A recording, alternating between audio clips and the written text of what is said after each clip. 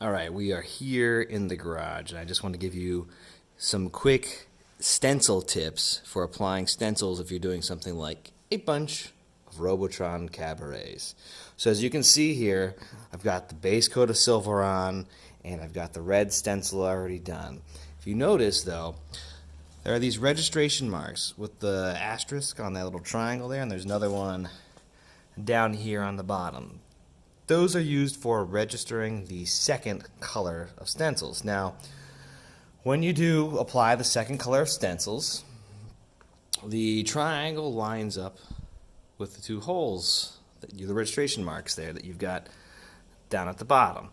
And a couple tips. So sometimes what happens is because of all these weird angles is you accidentally rip the vinyl. No big deal. If you do, just put some masking tape over it, and that'll make sure that the paint doesn't bleed through. The other thing that you're going to need to do is, after you've done your registration marks, you're going to need to make sure that you do cover those with masking tape so that the paint doesn't bleed through. You don't want a little hidden triangle there. When you get your stencils, they are not going to have the registration hole cut out. So what I needed to do is cut out this triangle here. It's like a little window, so that you can see where you're lining up. You've got this hole and then the other one down at the bottom, and you line them up. Now this one already has that stencil applied, but I was just putting it there so you guys could see.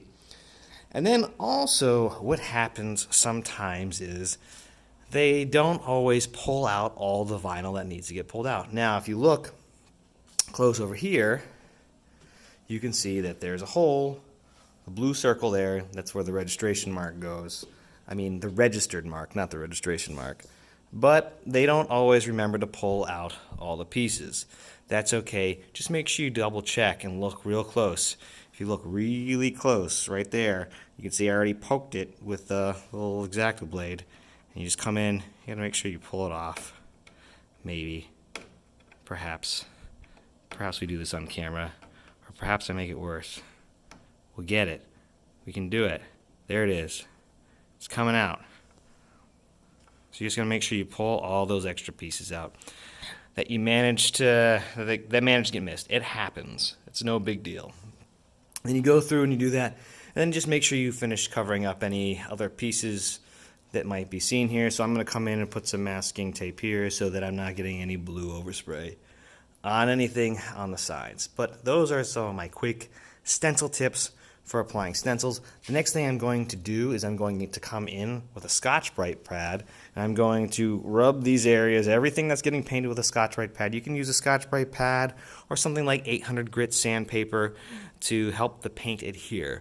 I can tell you right now what happens is sometimes getting in these little sharp corners here is hard to do.